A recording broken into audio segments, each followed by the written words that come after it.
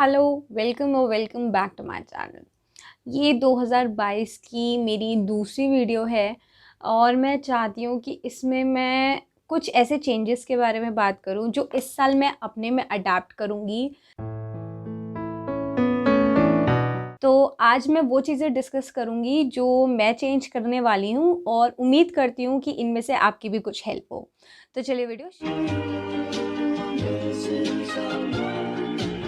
यहाँ मैं एक कन्फेशन कर दूँ, जब से मैंने एक कहते हैं अपना होश संभाला है, जब से मैं एक अपनी टीन लाइफ में आई हूँ, स्टार्टिंग में हम लोग पीयर प्रेशर के चलते या बहुत सारी ऐसी चीज़ों के चलते जो हमारे आसपास होती है, उस हिसाब से अपने आप को मेंटेन भी करते हैं और बहुत ज़्यादा कॉम्प्लेक्स्ड फील करते हैं, बहुत ज़्यादा एक दूसरे से कंपेयर करते हैं कि मेरे पास ये चीज़ें हैं या मैं अपनी केयर ऐसे कर रही हूँ या मैं अपने आप को मेंटेन कैसे कर रही हूँ। मैं अपना कन्फेशन ये करना चाह रही थी कि मैं हमेशा दूसरों से बहुत ज़्यादा अपने आप को कंपेयर करती थी कि ये इतनी सुंदर है, सुंदर गलत वर्ड होगा, या मुझे लगता था कि मेरे में कॉन्फिडेंस लो है तो सामने वाले में बहुत हाई कॉन्फिडेंस है।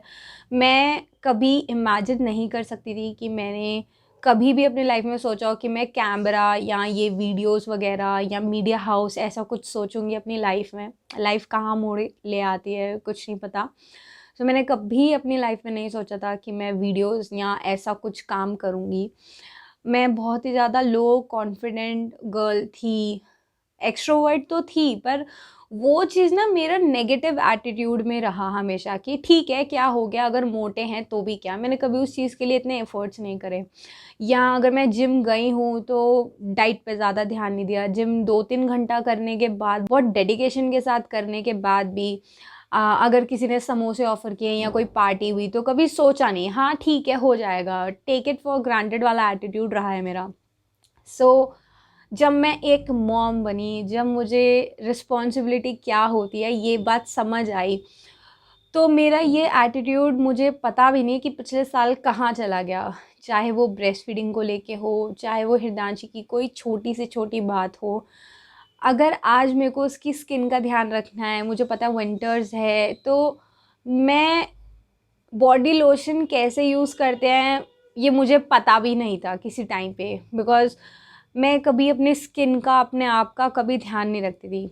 अब हृदयांशी के लिए हेयर ऑयल अलग है, बॉडी ऑयल अलग है, मसाज का ऑयल अलग है, कौन से सीज़न में कौन सी चीज़ों से सूट करेगी, कौन सा उसके लिए हेयर ऑयल कब बेस्ट है, उसको ठंड लग रही है तो उसको चेस्ट में वो जायफल वगैरह लगानी है। ये बहुत बेसिक सी बातें हैं। सो पहला मेरा जो इस बारी का गोल कह लीजिए, रेज़ोल्यूशन कह लीजिए, या जो मैंने सोचा है कि इस साल मैं अपने में चेंज करूँगी, वो है कि अपनी तरफ ध्यान देना। मैंने कहीं सुना था, किसी यूट्यूब की वीडियो में ही देखा था कि अगर मैं अपना ध्यान खुश मन से नहीं रख पाऊँगी तो मैं दूसरों का भी खुश मन से ज़्यादा दिन तक ध्यान नहीं रख पाऊँगी। और ये शायद सुना था मैंने shape up your life channel में। Oh my god, I can not express my gratitude to that lady.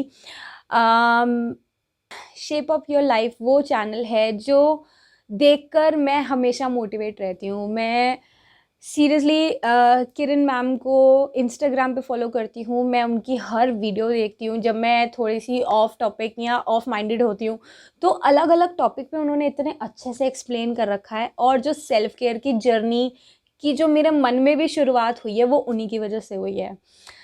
So thank you so much ma'am, इतना अच्छा कंटेंट बनाने के लिए।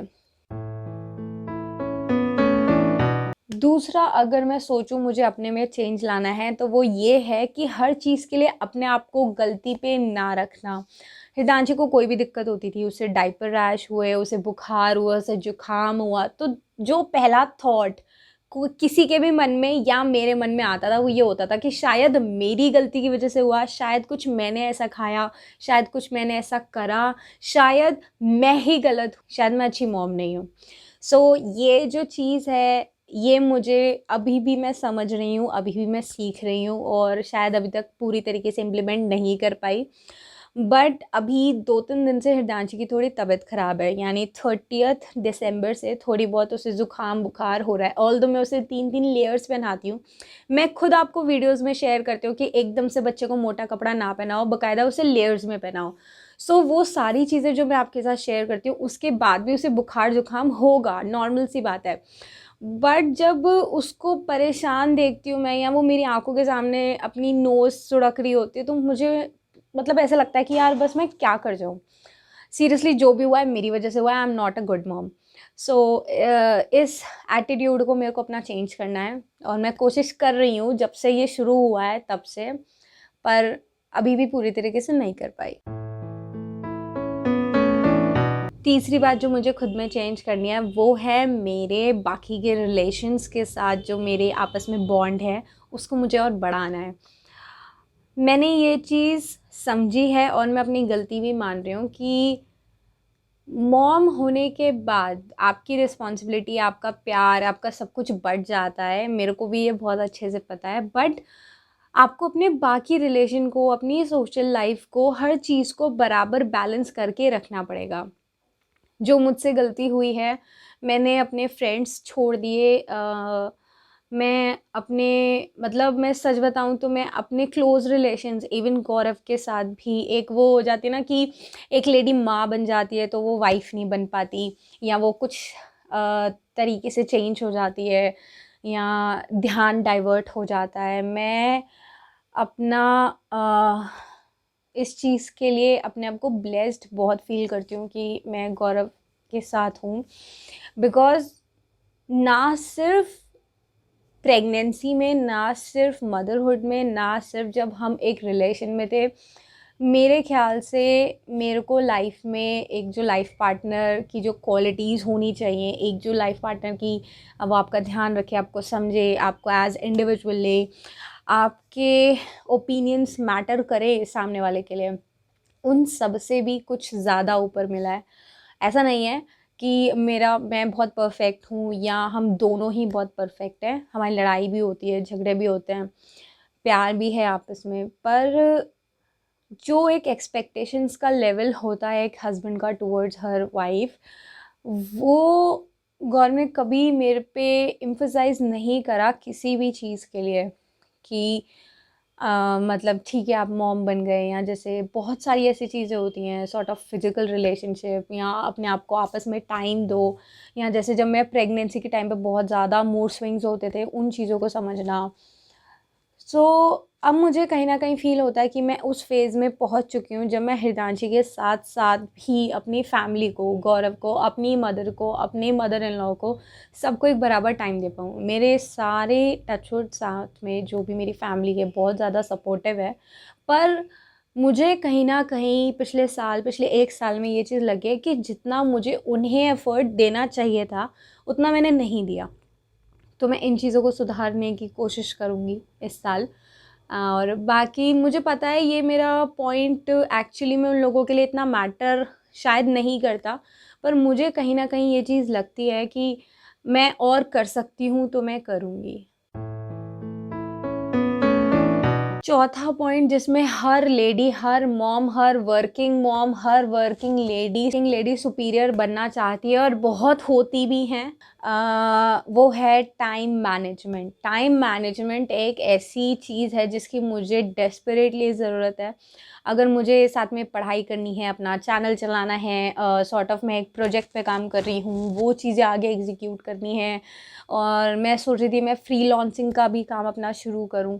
सो अगर मुझे 10 चीज़ें एक साथ करनी है तो मुझे 10 तरीके के टाइम मैनेजमेंट की बहुत सारी ट्रिक्स, टिप्स वगैरह सजेशन चाहिए होते हैं। आप मेरी यूट्यूब की हिस्ट्री उठा के देख लो।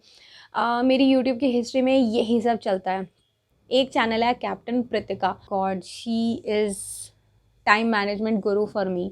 टाइम बॉक्सिंग और बहुत सारी वीडियोस, कितनी सारी वीडियोस मैंने उनकी देखी हैं, और मैं उन्हें इंस्टाग्राम पे भी फॉलो करती हूँ, इवन स्टॉक करती हूँ। सो उनसे भी मैंने बहुत कुछ सीखा है, उनके चैनल, उनकी वीडियोस देख के। सो मुझे टाइम मैनेजमेंट करनी है अगर मुझे इतना सारा काम करना है तो। और बाकी मैं और भी जितने चैनल्स हैं, फेमिनिज्म नहीं कहूँगी बट प्रोडक्टिविटी फॉर लेडीज़ या फीमेल्स, तो मैं आपको उन सब के लिंक डिस्क्रिप्शन बॉक्स में शेयर कर दूँगी। जो जो मैं ऑनेस्टली जिनको मैं मतलब जिनको मैं टूट के स्टॉक करती हूँ मैं वो सारे चैनल्स शेयर कर दूँगी। और ये कोई स्क्रिप्टेड नहीं है, मेरे को ध्यान आते जा रहे हैं उनके नाम, इसलिए मैं ये बात बोलती जा रही हूँ। बाकी मैंने ये सोचा नहीं था कि मैं ऐसे नाम भी लूँगी चैनल्स के। अगला पॉइंट जिसकी मुझे लगता है वेट लॉस में हेल्थ के पर्सपेक्टिव से अपना ओवरऑल हेल्थ, ब्यूटी, जो भी मेरे को प्रॉब्लम्स हो रही हैं और एक अपनी बॉडी प्री प्रेगनेंसी वाली में आने के लिए बहुत ज़्यादा ज़रूरी है, वो है इंटरमिटेंट फास्टिंग। इसके लिए मैं चैनल रेफ़र करूँगी, वो है सात्विक मूवमेंट। इन्होंने पता नहीं कितने लोगों की हेल्प की हुई है और मुझे जब भी मौका मिलेगा मैं इनकी एक वर्कशॉप पर्सनली अटेंड करना चाहती हूँ एंड मैं ज़रूर करूँगी।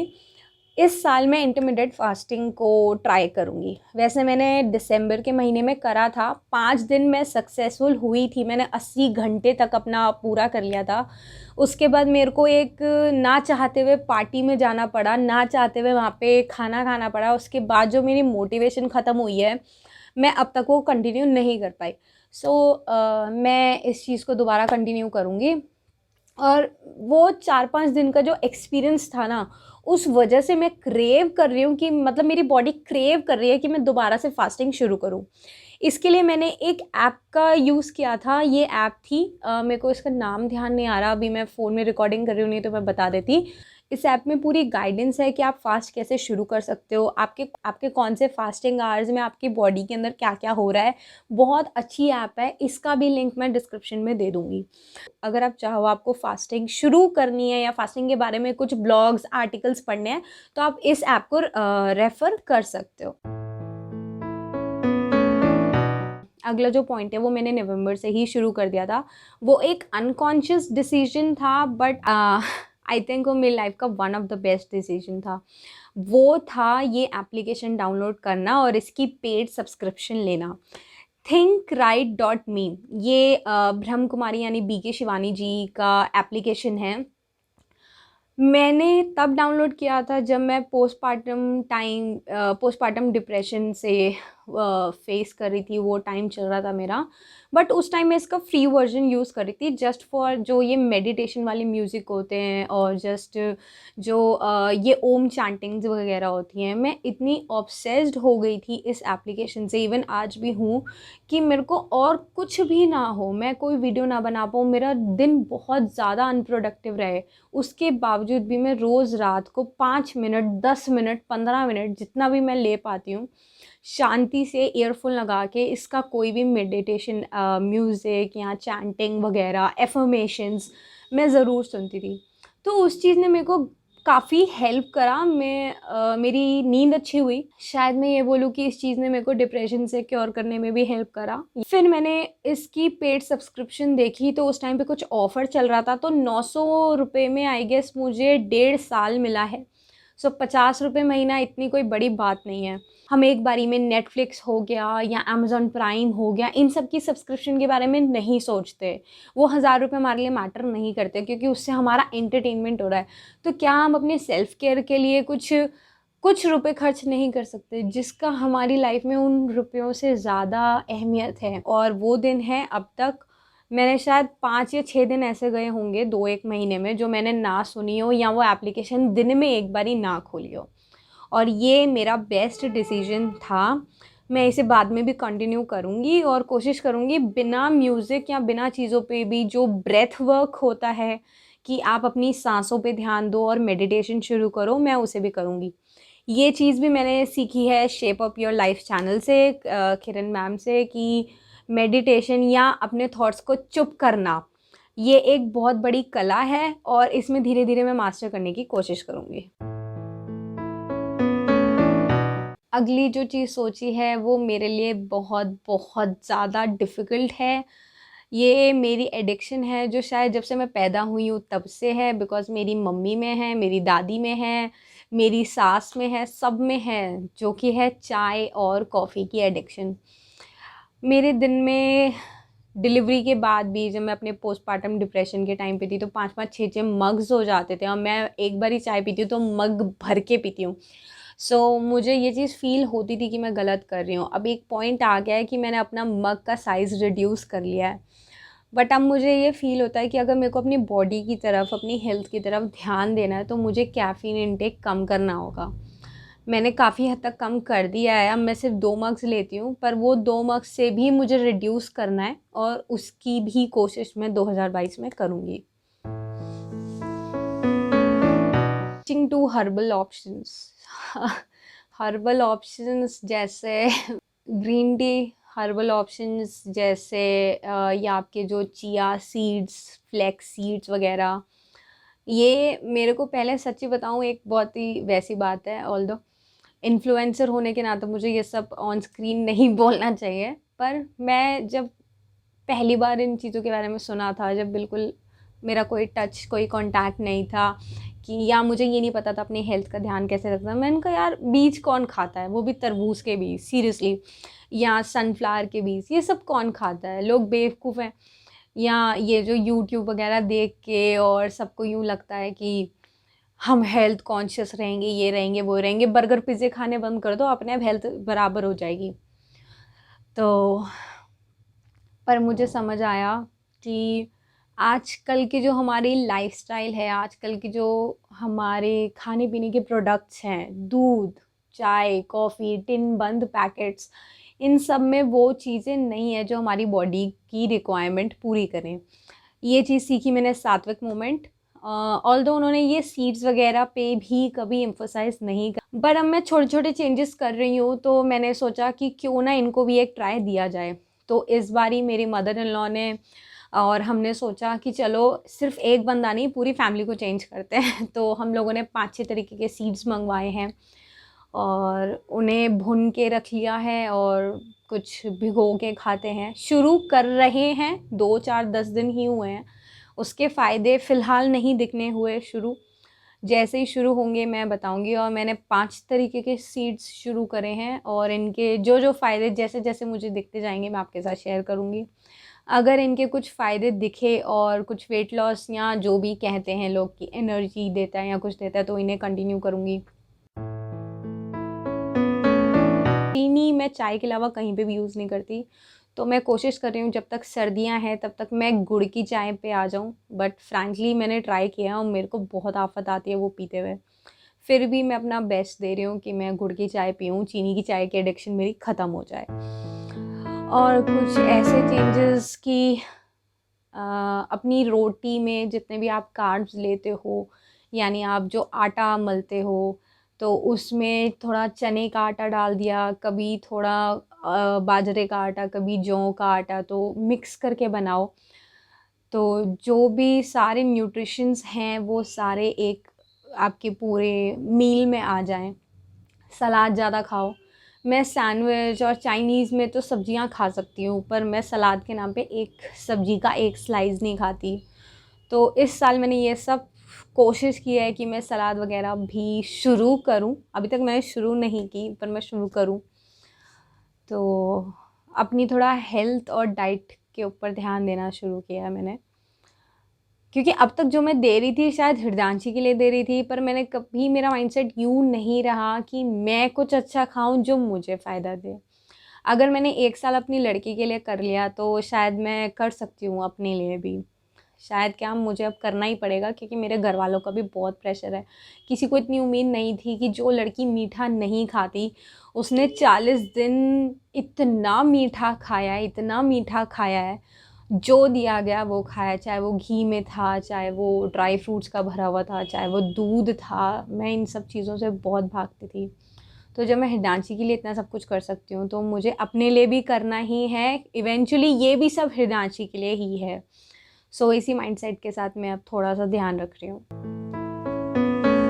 बीइंग अ बिज़ी एंड फसी मॉम, मैं हृदयांशी के साथ जब भी होती हूँ या मैं जब भी बैठती हूँ, क्योंकि मैं एक हाउसवाइफ़ हूँ, मैं चैनल पे काम कर रही हूँ, तो सिर्फ़ कैमरे के आगे बोलना नहीं होता, स्क्रिप्टिंग होती है, पोस्ट प्रोडक्शन काम जो होते हैं, और बाकी भी और सारी कुछ 2-3 चीज़ें मेरी पर्सनल चल रही हैं, तो मेरी लाइफ बहुत ज़्यादा बिज़ी और मेस्ड अप रहती है। तो मैं हितांशी के साथ जब भी होती हूँ, ज़्यादातर मैं फ़ोन पे लगी रहती हूँ, या ये कह लीजिए कि मैं यूट्यूब स्क्रॉल करती रहती हूँ, कुछ ना कुछ सीखती रहती हूँ। मेरे को हमेशा से रहता है कि जब मैं खाली बैठी हूँ तो मैं कुछ सीख लूँ, जब मैं उसे फ़ीड करा रही हूँ तो मैं फ़ोन यूज़ करती हूँ। इस साल मैं कोशिश करूँगी कि मेरा और उसका जितना टाइम अच्छा क्वालिटी टाइम होता है, वो थोड़ा मैं बढ़ाऊँ, बिकॉज़ मेरी जॉइंट फैमिली है। मुझे इस चीज़ के बहुत ज़्यादा सपोर्ट है कि अभी भी हृदयांशी, मुझे नहीं पता उसने खाना खाया है, नहीं खाया, करना है, नहीं करना, कुछ भी उसने सुसु की, उसने क्या करा, वो सब मेरे घर वाले देख लेंगे। सो मुझे लगता है मुझे उसके साथ क्वालिटी टाइम भी बढ़ाना चाहिए, रादर फ़ोन यूज़ करने की बजाय। मैं फ़ोन यूज़ करती रहती हूँ, तो अब मुझे लगता है कि वो ये चीज़ समझती है कि ये कोई चीज़ है। और कभी-कभी तो ऐसा होता है कि वो मेरे हाथ से फ़ोन लेके फेंक देती है। तो मुझे लगता है कि शायद मैं ज़्यादा यूज़ कर रही हूँ, इसलिए उसे भी आदत ना पड़े। दूसरा, मैं कोशिश करूँगी मेरी ब्रेस्ट फीडिंग जर्नी जितनी लंबी हो सके उतनी हो, क्योंकि फ्रैंकली 5-7 महीने से मेरी डाइट इतनी ज़्यादा फ्लक्चुएट हो रही है। बीच में मुझे लो मिल्क सप्लाई होने लग गया था, तो मैंने होम रेमेडीज़ की थी, वो भी मैं आपके साथ वीडियो में शेयर कर दूँगी। मोटे-मोटे तौर पे बता देती हूँ। जीरा वाटर लिया मैंने, अजवाइन जीरा वाटर, और साथ में मेथी दाना भिगोया और अगले दिन उसे गर्म करके उसका पानी छान के पी लिया। सो ये चीज़ें ब्रेस्ट फीडिंग में बहुत हेल्प करती हैं। मैंने अभी कुछ दिनों से लेनी शुरू की है। आई होप मैं उसे लंबा कंटिन्यू करूँगी। मैं बहुत ज़्यादा जल्दी फ्रस्ट्रेट हो जाती हूँ। मुझे बहुत ज़्यादा एंगर मैनेजमेंट की ज़रूरत है, और मैं इस चीज़ पे बहुत सालों से काम कर रही हूँ, ऐसा मुझे लगता है। पर अब मैं इस चीज़ को थोड़ा और सीरियसली लूँगी इस साल से। ये मेरे कुछ रेज़ोल्यूशन हैं, देखते हैं इसमें से क्या पूरा होता है। अब मेरा मकसद ये वीडियो इतनी लंबी, इतनी डिटेल में बनाने का ये है कि अगर आप अब तक भी ये वीडियो देख रहे हो, तो आपको भी कहीं न कहीं, चाहे आप मॉम हो या नहीं हो, आपको ये चीज़ लगती है कि मेरे को कुछ चेंजेस की ज़रूरत है। और अगर आपने इसीलिए ये वीडियो देखी है, तो आई होप आपको कुछ 3 या 4 आइडियाज़ तो ज़रूर मिले होंगे। अगला जो पॉइंट है वो मैं कभी करती हूँ, कभी नहीं करती। मैं कह सकती हूँ कि इसकी टर्मिनोलॉजी के हिसाब से मैं नहीं करती, पर मेरे पास 8 से 9 डायरीज़ हैं जिसमें पता नहीं मैंने क्या कुछ लिख रखा है। जब मैं फ्रस्ट्रेट होती हूँ, जब मैं परेशान होती हूँ, या जब मैं ग्रैटिट्यूड फ़ील करती हूँ, तो मैं जर्नल करती हूँ। इसे मैं एक्चुअली जर्नल नहीं बोल सकती, मेरी वो डॉक्टर्स वाली राइटिंग है, तो मैं कभी अपनी कॉपी ऑन स्क्रीन दिखा भी नहीं पाऊँगी। पर मुझे ये चीज़ लगती है कि हमको जर्नल करना चाहिए। आप चाहे मॉम हो, चाहे नहीं हो, एक लड़की होने के नाते आपकी लाइफ में बहुत कुछ है। आपके खुद के सपने हैं, आपकी रिस्पॉन्सिबिलिटीज़ हैं, और अगर आपको उनको फुलफ़िल करना है, तो आपके अलावा आपका साथ कोई नहीं दे सकता।